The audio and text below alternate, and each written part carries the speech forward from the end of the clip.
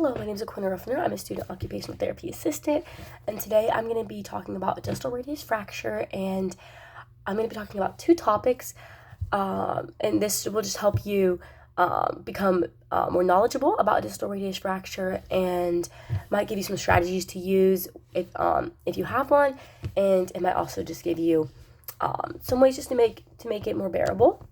So I'm going to start with safety precautions. So that all these are going to pertain about 0 to 6 weeks post-injury or surgery, depending on if you had to get a surgery. So some safety precautions are immobilization. So just making sure that you are not moving your wrist, that it is in a cast or a splint. And this will just keep it from moving and from furthering the injury even more or causing irritation. Another one that I would recommend is elevation. So keeping your wrist above your heart, just to this will just minimize the swelling. This is probably more really in the acute phase, more within that like 0 to like 4 week phase. So that's one that I would recommend as well for safety precautions. Another one is driving.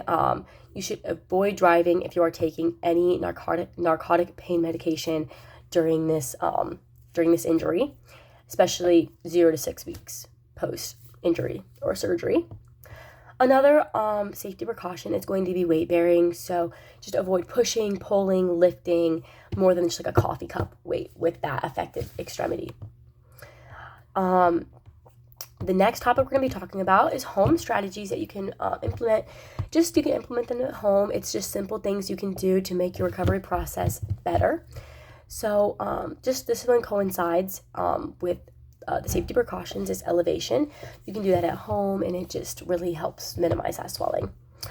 Another one is going to be active range of motion. You can do that at the shoulder, at the elbow, and at the fingers, not at the wrist because your wrist will be immobilized. But you can do it other places in your arm just to prevent stiffness during that immobilization period. Another one I'm going to go over is edema management. So you may be getting a lot of edema during your